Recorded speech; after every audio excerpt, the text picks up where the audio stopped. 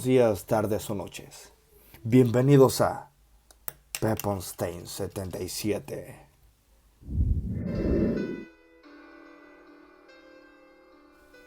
Número 4. Lair, 2007. Corría el año 2007 cuando la nueva consola de Sony acababa prácticamente de salir a la venta y el estudio Factor 5 lanzó su nuevo producto, Lair. Un juego que inicialmente prometía mucho. Batallas aéreas entre ejércitos a lomos y un dragón en un mundo de fantasía, representado con gráficos vanguardistas y, sobre todo, un control totalmente novedoso, en el que nuestro personaje paseaba a las riendas de nuestro dragón. Y es que justo antes de su lanzamiento en 2007, era como si el juego tratase de enviar un mensaje al estudio para que no fuese publicado. La primera vez que se frenó la publicación del videojuego fue cuando se produjo un corte de energía mientras los datos se transferían al disco maestro, perdiéndose la mayoría de los datos del juego. Además de pasar una serie de infortunios durante su desarrollo, Julian Ehrbeich y otros miembros del equipo anunciaron que muchas personas de la plantilla durante el desarrollo del juego sufrieron diversos problemas de salud, distintas enfermedades. Se llegó a hablar incluso de muertes.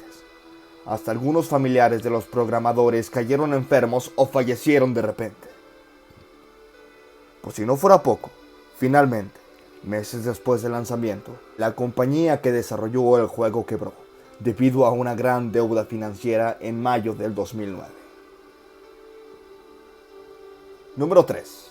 Berserk, año 1980. Con el auge de los robots en la industria del cine, los videojuegos no podían permitirse quedarse atrás en una época tan capitalizada. Fue en 1980 cuando Stern Electronics desarrolló el juego Berserk, un shooter que se publicó en su versión arcade, así como para Atari. El título es conocido no solo por ser uno de los primeros shooters de la época, sino por ser también el título que pasó a la historia por ser el primer videojuego en causarle la muerte a un jugador. Un caso real, donde Jeff Dilley, de 17 años, perdía la vida de un ataque al corazón en el año 1981, justo después de conseguir y registrar su puntuación más alta en el juego, 16.660 puntos. Poco después, se relaciona el juego con otra muerte, la de Peter Bukowski, de 18 años, mientras justo registraba también su mejor puntuación. Ambos eran jóvenes y sin problemas previos de salud. Los fenómenos causaron tanto revuelo a nivel mediático que el forense Mark Allen concluyó que en la autopsia quedó evidencia que dichos jóvenes no padecían ningún problema de salud y que la posible causa de muerte fue por el alto nivel de estrés que el juego planteaba a sus jugadores. El doctor explica que la autopsia reveló tejido insospechado en el corazón de sus víctimas y que tenía al menos 2 semanas de edad, afirmando que de hecho era bastante probable que el estrés del juego desencadenara el ataque al corazón a los jóvenes. En torno al juego se rumorearon más muertes de otros jugadores, y años después, fue tal punto esta especulación, que se cree llegó a causar un asesinato en el año 1988 del joven Edward Clark. Número 2. Polybius, 1981.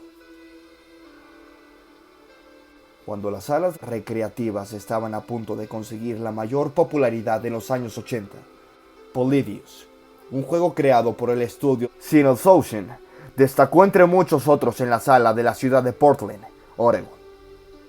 Su peculiar aspecto gráfico con colores y abundantes efectos luminosos no tardó en hacerse popular entre los jugadores. Tras el éxito en las salas, muchas personas adictas al juego dijeron encontrar mensajes ocultos en él. Mensajes como no pienses, suícate o confórmate. Eran parte de este tipo de mensajes que encontraban sus jugadores de forma subliminal dentro del juego. De hecho, el propio estudio indicó en una ocasión que cree que Polybius fue un experimento del gobierno de los Estados Unidos para manipular el cerebro de muchos jóvenes. Y es que, además de tener controvertidos mensajes en el juego, muchos jóvenes indicaron que sentían una gran adicción a él, e incluso presentaban malestares físicos y psicológicos al jugarlo. Entre los más comunes, ataques epilépticos, mareos, náuseas, depresión y, según lo recabado, en algunos casos, llegando a ocasionar la muerte de alguno de sus jugadores.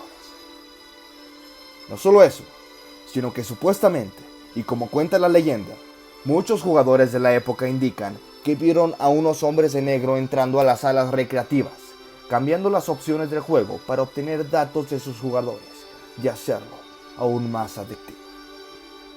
Lamentablemente no se pudo investigar mucho más al respecto del misterio de Polybius, ya que poco después de su lanzamiento, el juego fue retirado de las salas. Número 1. Y con la medalla de oro, Pokémon, 1996. Llegó el año 1996, y junto con él, llegaba Pokémon, junto con sus consolas portátiles, uno de los grandes éxitos de Game Boy, de la mano del estudio de Game Freak. Un juego que arrasó en ventas, y que cautivó a muchos con sus peculiares monstruos de bolsillo y jugabilidad al estilo RPG. En esta ocasión, nos ubicamos poco tiempo después de su exitoso lanzamiento en Japón. Un verano que registró 107 suicidios de niños de edades que oscilan entre los 6 a los 12 años. Todos tenían algo en común. Estaban tremendamente enganchados a Pokémon. Y es que el juego, conocido por sus característicos y simpáticos Pokémon, escondía una localización algo oscura y tétrica. Pueblo Lavanda.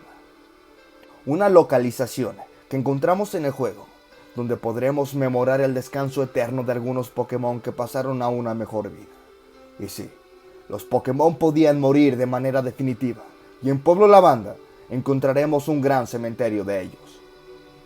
Con una ambientación muy lejos de ser amigable y con una música en su versión original, es decir, en la versión japonesa, que era aún más escalofriante y estridente, según dicen, causaba algunos extraños efectos en sus jugadores. Algunos de los síntomas que estos pequeños niños compartían eran irritabilidad, acompañada de insomnio, adicción al juego y, en muchos casos, sangrado de nariz. Poco tiempo después, algunos jugadores acababan sufriendo una depresión, cosa que, como todos sabemos, es muy inusual en esas edades.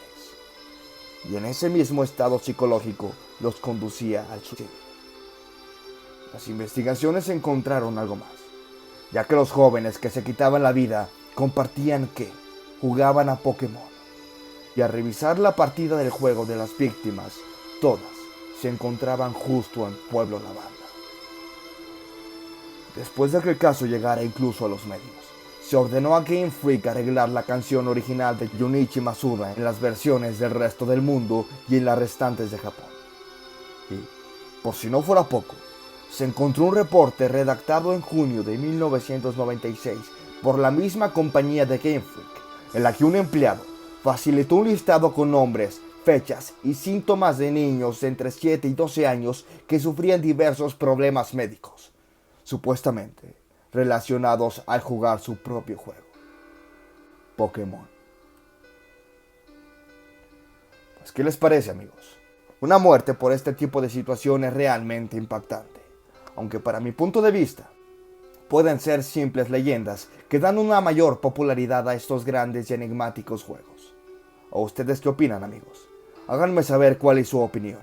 ¿Creen que estos casos sean reales o sean meras especulaciones en el gran nicho de los videojuegos en Internet? Muchas gracias.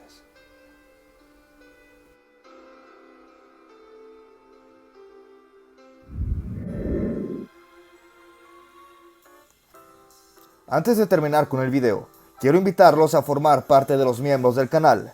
Tendrán muchos beneficios como obtener insignias especiales, ver contenido exclusivo o mirar contenido antes que sea público, así como pedirme directamente algún tema de qué hablar, al igual que pedirme alguna canción para tocar, entre muchos beneficios más. Si mi trabajo les gustó, los invito a que dejen su like y se suscriban al canal, ya que me ayudan un montón a continuar con este proyecto, además de que es totalmente gratis. Larga vida a todos ustedes, amigos, y recuerden, ¡Let's rock!